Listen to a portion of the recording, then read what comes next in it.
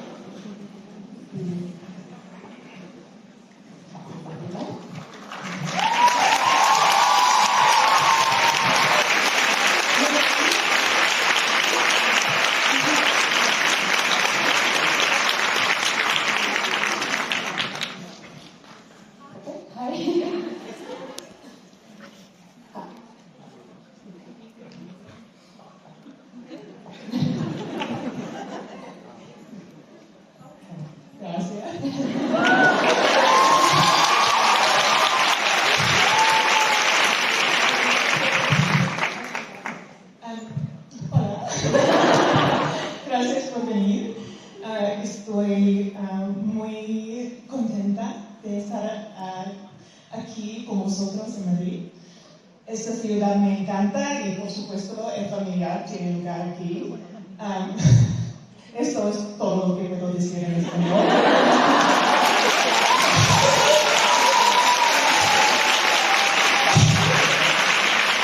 Vamos a cambiar a inglés, pero quería daros las gracias y deciros que estoy muy agradecida con todos vosotros. Vale, pues vamos a cambiar de tema y hablar de libros.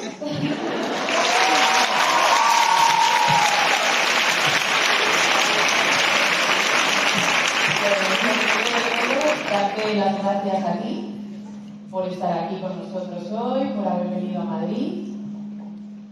Y yo quería hacerte, bueno, al final yo creo que Madrid es una ciudad especial, sobre todo para tu último libro, porque se ambienta y la historia transcurre gran parte aquí.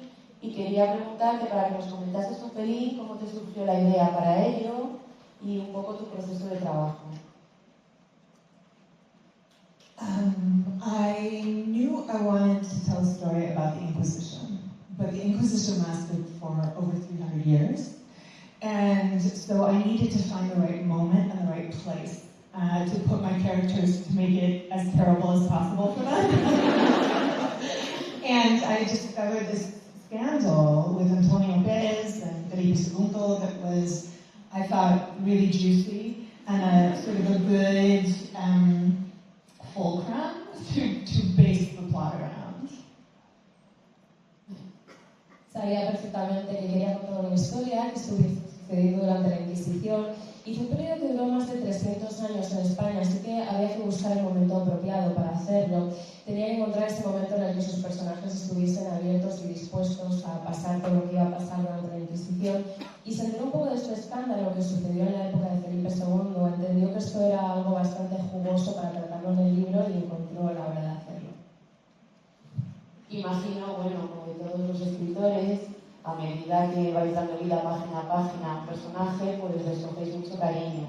Pero bueno, tú has creado una gran cantidad de personajes icónicos y esta es la pregunta difícil, como que fuesen hijos, pero ¿tienes algún favorito?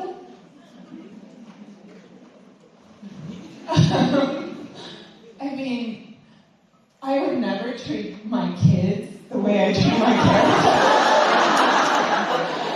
Like, you can't love them too much, but I think the character that surprised me the most was Valentina, because, you know, the story is like a fairy tale. And Lucia is like Cinderella. She's the servant who sleeps in the dirt and who everyone overlooks and treats badly. And Valentina is the shrew, the mean employer, but over the course of the story, she becomes something very different, and her relationship to Lucia changes quite a lot. La verdad es que ella no trataría a sus hijos de la misma forma en la que trata a los personajes del libro, eso hay que dejarlo claro. Es verdad que todos sus personajes los quieren mucho, pero en este sí que destacaría un poco la historia de Valentina, y es un poco sorprendente cómo vemos que este personaje va evolucionando a lo largo de toda la historia, sobre todo con su relación con Lucía. Estamos hablando de una especie de cuento o de historia de hadas, de cómo Lucía empieza trabajando en esta casa, le hacen dormir en el suelo, tiene unas condiciones bastante malas y su relación con Valentina, digamos que no es la ideal, pero a medida que la historia avanza podemos observar cómo la relación entre estos dos personajes cambia mucho. Curiosamente, ya daremos paso a las preguntas, solo te lo digo, antes hemos tomado con qué personaje tomaríamos un café y yo pienso como tú que Valentina es un personaje muy interesante y he dicho que lo habría tomado con ella. Interesting. Grace Miles, interesting. Oh, wow. Y ahora, I would have coffee with Santana. I like to immortal, so I would definitely, I put lots of questions for him. Ella tomaría café con Sant'Ángel, es una persona con una moral un poco interesante, tendría muchas preguntas que hacerle. y ahora ya voy a dar paso en un segundo para que el público pueda hacerte una serie de preguntas antes de comenzar con la firma. Oh, okay. Also, you look amazing. Thank you.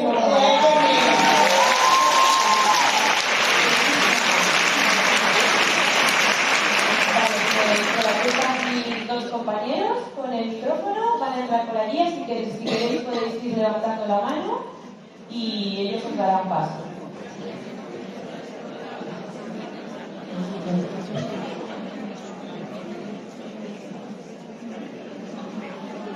Vale, chicos, por aquí tenéis unas cuantas manos levantadas.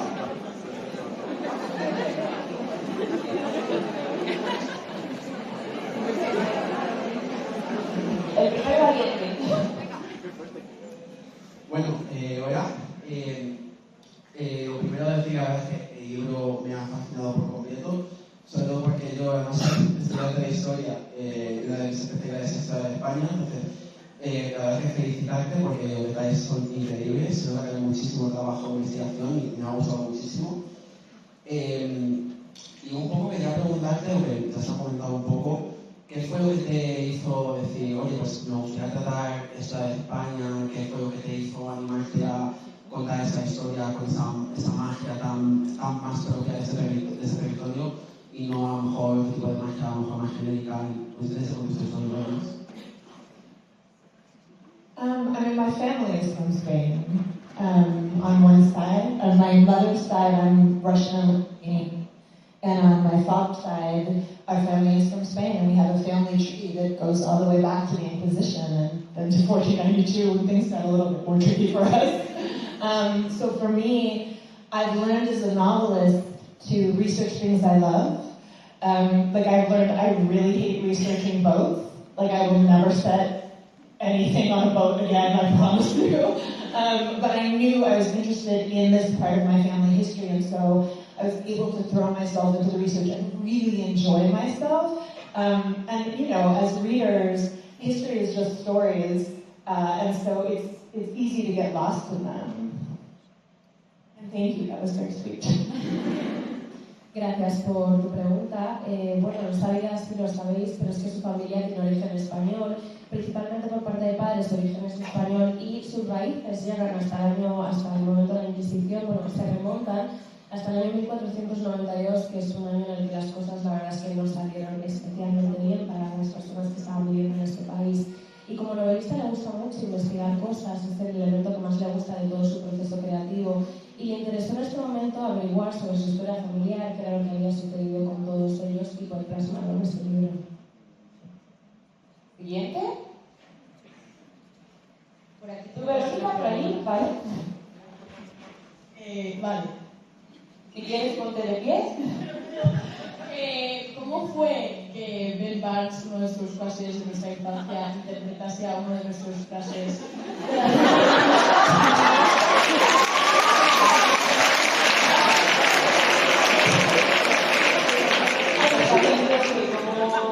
Se consiguió que Ben Barnes, que es uno de los grandes crushes que apareció en la serie, representase al oscuro, que ha sido el gran crush literario desde que estuviste en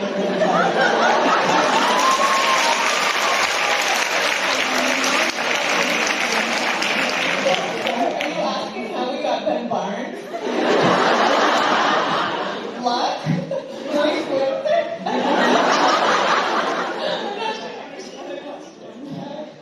Oh yeah, actually, Eric Heisler, who was our showrunner for the show, his wife, Christine Boylan, wrote on a television show called The Punisher. Okay. And Ben is in that, and he's amazing in it. And when we were trying to figure out who could play this part, because it's a difficult part, right? Like, you have to be hot, but you also, important, muy importante. You also have to have some presence. You have to believe that this is somebody who people would follow into battle and give their lives for. So we needed somebody special, and Ben is really a phenomenal actor and an amazing human being. And he also smells great.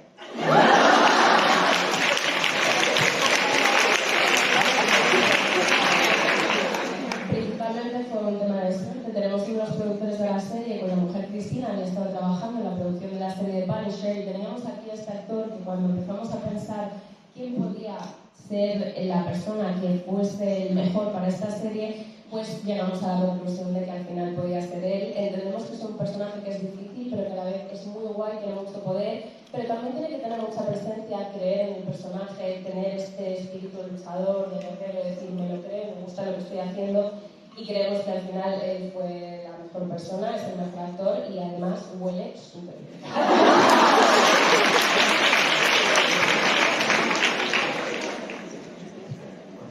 Qué envidiosa esta que estuviste de verdad. Vale, Roberto, ¿tú ahora? Vale, pues la pregunta va a seguir ahora por allí. Perdón, es también agradecer la cantidad de representación que tú pones en tus libros de gente discapacitada, con cuerpos no normativos, gente racializada, gente del colectivo. Y creo que si, no todos a lo mejor, pero muchos de los que estamos aquí, hubiéramos tenido eso en nuestra adolescencia, el mundo sería más bonito.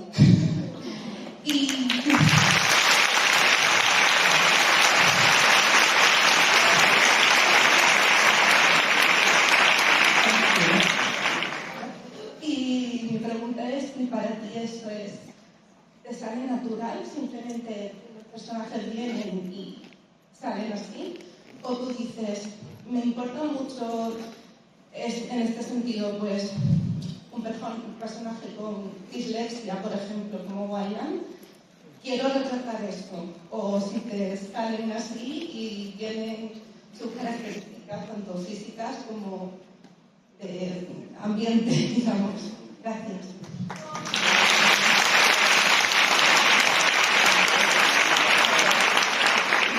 Emocionado. It's natural because the world around us is diverse. It's not unnatural to write diversity. It's weird to create a world that is just white, straight, able-bodied. Like, that's not what the world looks like. So, it's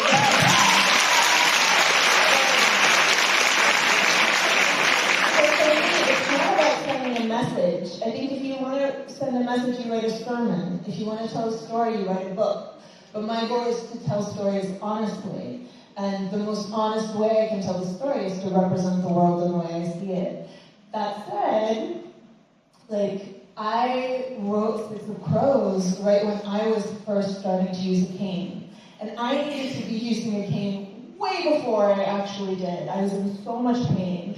But I had these ideas built up in my head that this was, that it would change something about me to use a mobility aid.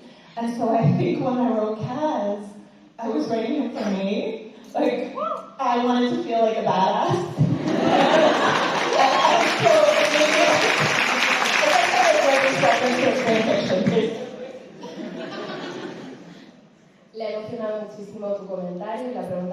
hecho, para ella lo natural es que estamos viviendo en un mundo que está lleno de personas totalmente distintas y diversas, y eso es lo que es natural realmente. Lo que no sería natural es no reflejar el mundo que nos rodea en cualquiera de sus historias. Lo raro, de hecho, sería solo hablar de X minorías, de solo blancos, sobre ceros, y no hablar de toda la diversidad que existe en torno a nosotros. No escribe los libros para contar un mensaje. Si ella quisiera dar un mensaje, escribiría sermones. Ella escribe los libros para contar historias, y lo que hace es representar el mundo tal y como es. Cuando empezó a escribir esta historia de Seis de Cuervos, ella es cuando recién estaba empezando a utilizar la muleta, y entendió o pensó que algunas de estas ideas que tenía en la cabeza las representó un poco en el personaje de Cass, porque era algo que era importante para ella, porque ella se quería sentir una persona que molase, que fuese guay, que fuese divertida, y por eso también quiso plasmarla en esta historia.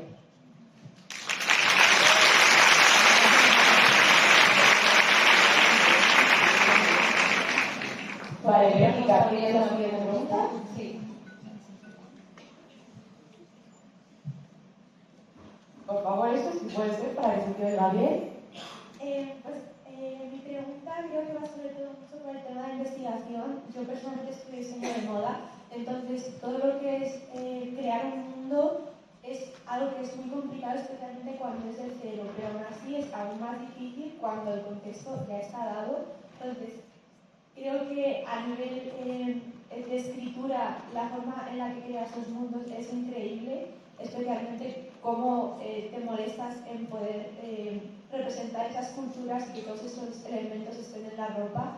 Pues me interesa mucho saber cuál es tu proceso de investigación, si eres más de leer libros, si vas por experiencias propias o si simplemente haces entrevistas.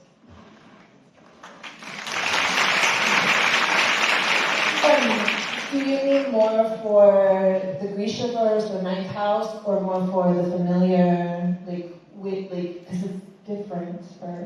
¿Hablas especialmente en el Grishaverse, la novena casa, o más en la parte del familiar? Porque serían dos mundos distintos. En el familiar. Oh, okay. So researching the historical part of the story, the religious upheaval, the politics of the court, that's easy because it's been written about so much. But actual daily life, what we call material culture, is super challenging. And so I really had to do a deep dive into just what, not only what the clothing was at the time, where it came from, how it was sold. Like, if you needed a dress, where did you get a dress? You couldn't just go to the mall. So having, understanding how the different classes operated, what you would be wearing, what Lucia would have to wear as a servant, and then her relationship to those things. Those things aren't just interesting in and of themselves, but when someone who's never gotten to wear silk before gets to wear silk, that's a different thing than if you've been raised wearing it. I think too, there were things that, I hired a historian who specialized in late 15th century Madrid, and he caught a bunch of mistakes that I made. It was very humbling. But one of the things he talked about was the Guarda Infante or Guarda Infante, which was too late for this period. So I had to do my own research because he wasn't sure what came before that. We found the Verdugo, which also is related to my last name, Verdugo, which I think is cool. But those things I love to, I just love the experience, and anytime I can find photography from different museums, the rosary that Lucia wears is based on an actual rosary from the time period, and I think that's the thing that helps a reader feel like they're in the place as opposed to just reading a history book. I hope. Investigar la historia y el pasado es algo muy interesante para el proceso de la escritura de un libro. Es verdad que en cuanto al pasado religioso, a las tradiciones de la corte y todo eso, hay muchísimo que está escrito, por lo tanto encontrar estas referencias es muy fácil. Lo más difícil sería encontrar información especialmente de la cultura popular o la cultura material, si lo queremos llamar así, porque no hay tanto escrito sobre ella. Hay que sumergirse muchísimo en la historia y no solo averiguar sobre la ropa, como tal, sino también de dónde procedían los tejidos, dónde se compraba, porque si en esa época te querías comprar un vestido no te ibas a un centro comercial y te comprabas lo que te quisieras. Cómo se vestían las distintas clases, por ejemplo, Lucía como una sirvienta, qué ropa se pondría, y no solamente eso, sino la relación de las personas con la ropa. Estamos hablando, por ejemplo, de una persona que si no se había puesto seda nunca, si en algún momento le llega esa oportunidad de ponerse algo de seda, ¿cuál es su reacción? ¿Cómo se siente llevando esta prenda que nunca ha llevado? De hecho, contrató a un historiador especialista en principios del siglo XVI, finales del siglo XV, que le encontró bastantes errores en lo que ella había estado escribiendo, que fue una experiencia pues, que me hizo sentir bastante humilde, pero estuvo muy bien que le encontrase esos errores. Encontraron cosas que no casaban tanto dentro de las historias de corte, los distintos infantes que pueden aparecer en la historia. También averiguó que su apellido, bueno, se refleja un poco que su apellido Bardugo viene de verdugo en español, lo cual le parece bastante guay, todo dicho sea de paso.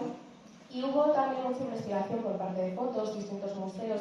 La ropa que lleva Lucía a lo largo de la historia está basada en una época muy específica y eso es algo muy especial que ayuda al lector no solo a sentir que está leyendo una novela sin más, sino que se está sumergiendo en la historia del libro.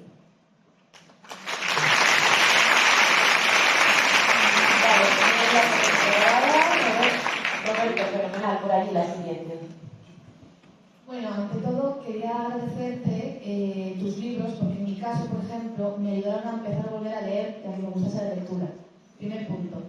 Segundo, que aprovecho ya de todo. Soy historiadora, soy profesora de historia en Toledo y me fascinó por completo tu libro, me pareció impresionante, me pareció que tenía una trama muy cuidada y me gustaría saber entre la primera pregunta, ¿qué te pareció más curioso a la hora de sumergirte en esta época y a la hora de sumergirte en estas dos grandes ciudades como son Madrid y Toledo?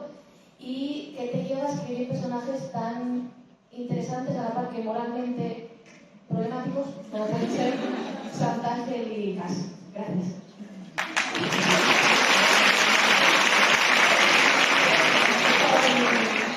You know, people are always asking me about writing morally gray characters, and we're all morally gray. Like, I don't think our world is full of heroes and villains. I think we're full of people trying to ideally be good people and be good to each other, but that also comes into conflict sometimes with the things we want for ourselves.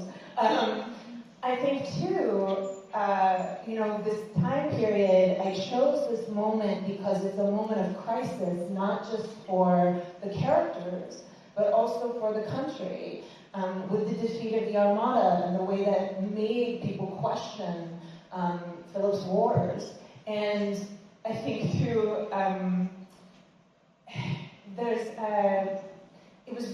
the biggest challenge was to, as a modern person, as a secular person, to get my head around the idea of the threat of purgatory and how deeply people believe that in the afterlife and the possibility of going to hell, and that your soul, that is not a modern idea that we have, but this relationship to the soul, and then the conflict between miracle and magic, it just felt very rich to me in terms of a very different way of looking at magic than I had in my previous books.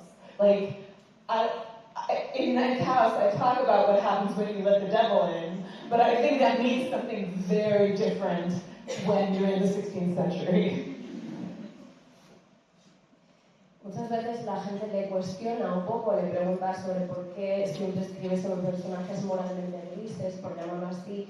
Y es que el mundo no se compone solamente de personas que son héroes o que son villanos, sino que todas las personas idealmente son buenas, intentan siempre ser buenas, pero luego entra a veces un conflicto en base a lo que buscan para ellas mismas o lo que quieren encontrar. Eligió este periodo no solamente porque es un periodo de crisis para los personajes, sino que es un periodo de crisis para todas las personas que estaban viviendo en este país. Estamos en una situación en la que viene detrás la derrota de la Armada, la gente se empieza a cuestionar las guerras de Felipe, las decisiones que toma.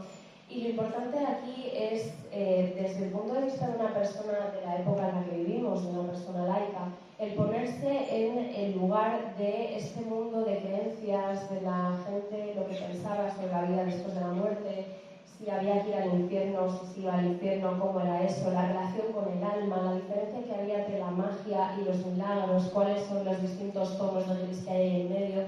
Y también para ella le ha cambiado mucho escribir esta historia la forma de concebir la magia. Antes la concebía de una forma distinta, por ejemplo, podemos hablar de la magia en la novena casa de una forma diferente a la cual ella lo concibe ahora mismo después de haber escrito este libro.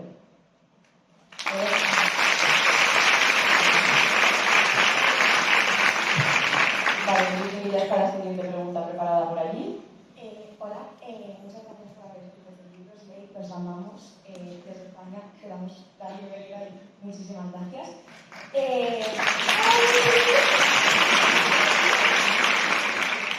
Yo te quería preguntar por el world building del Elizabeth, me voy a ir un poco por este lado, y cómo de difícil fue conjuntar todos los elementos de la Rusia zarista con otros tipos de culturas como la India, la China, tal, y crear este mundo que es bastante complejo y con unos personajes tan variados.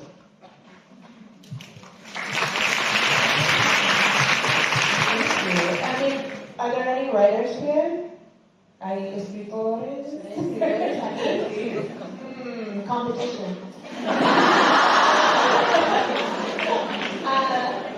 Look, building a world can be very overwhelming, right? If you think of it as I'm going to just build this entire world and I'm going to populate it completely. In the same way that thinking about a book, thinking about writing a novel can be overwhelming. And in both cases, the trick is to do it a little bit by a little bit. So I start with research. That's where my inspiration comes from. I begin with an idea for the story, but I keep my mind open so that when I research, I can let that shape the way the characters develop and the way the story changes. And then it's about creating touchstones for each of these places, each of these cultures that feels familiar, but that also allows the reader to be transported. So it's a combination of the strange and the familiar that I think creates a little bit of tension, and it also, I hope, helps everybody enter the world with me and go on the journey.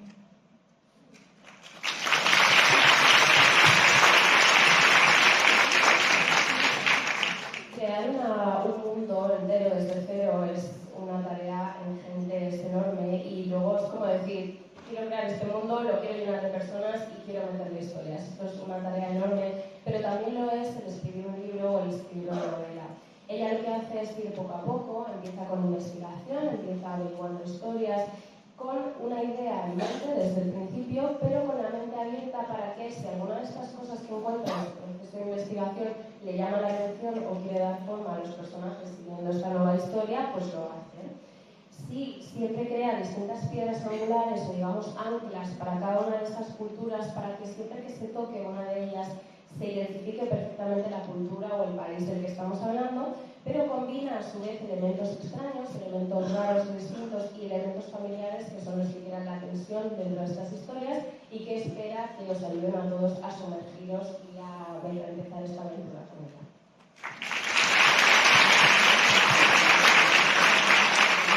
Bueno, como todos vamos a querer que os pueda dedicar vuestros libros y firmar, vamos a hacer 2 preguntas más, ¿vale? Creo que Roberto me tiene una preparada por allí. Bueno, primero que nada, perdonadme, ¿no?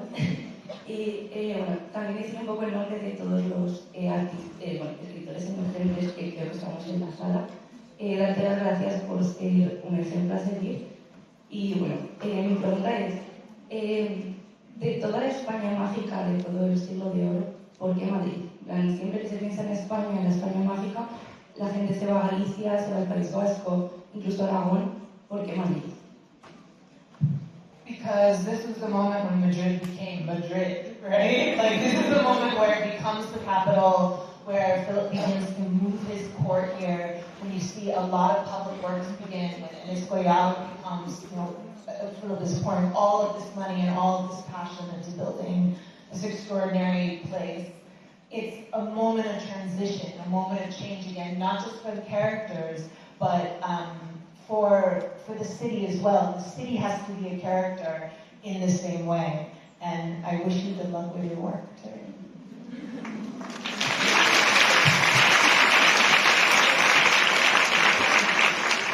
porque fue el momento en el que Madrid se convirtió en Madrid. En este momento es donde Madrid se convierte en la capital de España. Felipe mueve absolutamente toda la corte de la capital, es donde empiezan los trabajos del Escorial, se le pone muchísima pasión, muchísimo dinero a esta ciudad. Es donde empiezan estos momentos de tensión, como he dicho antes, no solamente para los personajes, sino para la ciudad. Madrid también es un personaje de esta historia y espera que vosotros también hayáis sido parte de ella y la hayáis disfrutado de ella.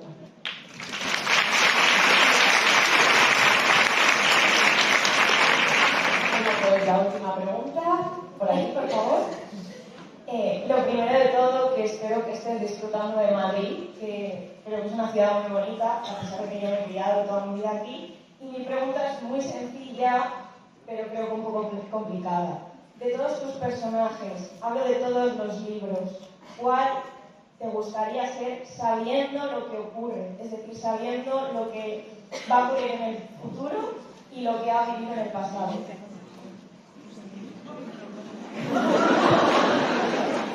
Oh no.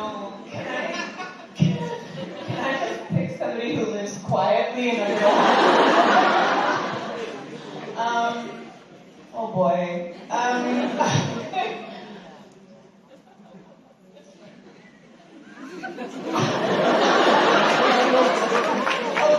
Okay. I'm gonna pick Nikolai.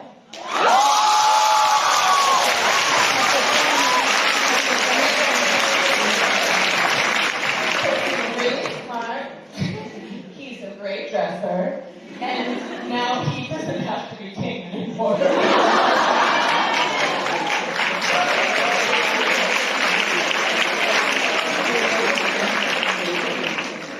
Bueno, de primeras ha dicho que le gustaría elegir a alguien que viviese en una casita alejada de absolutamente todo, súper tranquila y ya está. Pero luego ha elegido a Nicolai, dice que es una persona muy inteligente, que viste bien y que además ya no tiene que ser rey, entonces ¿qué haría con este personaje?